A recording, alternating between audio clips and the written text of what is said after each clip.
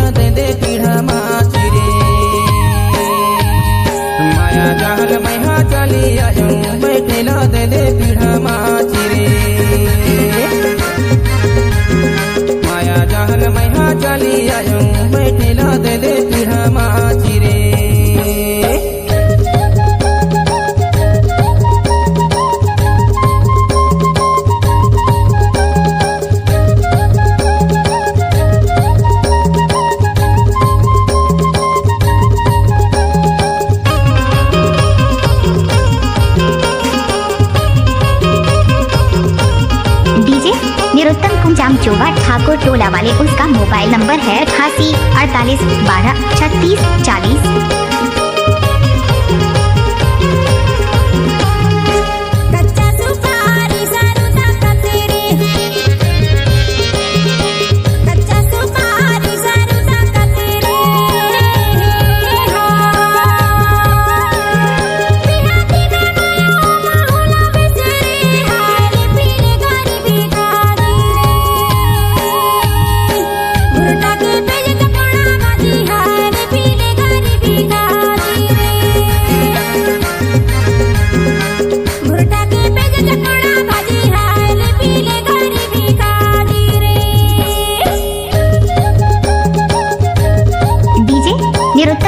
चोबा ठाकुर टोला वाले, उसका मोबाइल नंबर है 88 48 12 36 40।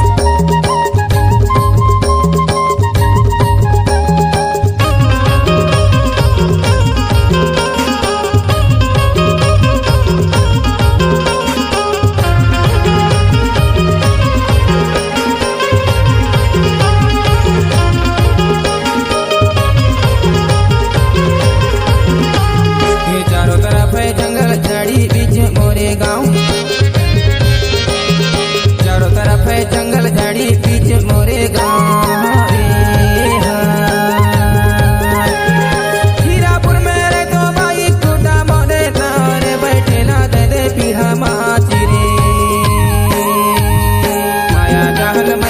चाली आयो बैठेला दे दे पीढ़ा माची रे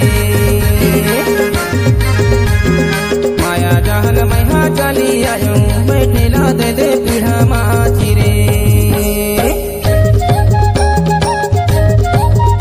डीजे निरुत्तम कुंजाम जोवा ठाकुर टोला वाले, उसका मोबाइल नंबर है 88 48 12 36 40।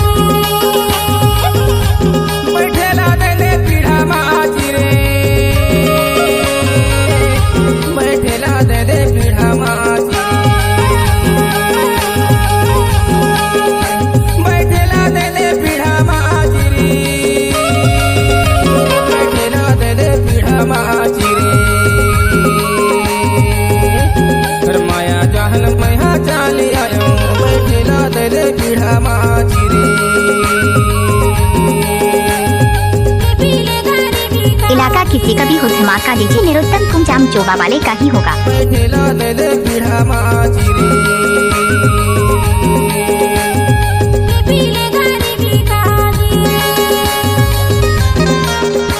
बैठेला दे दे पीढ़ा माची रे।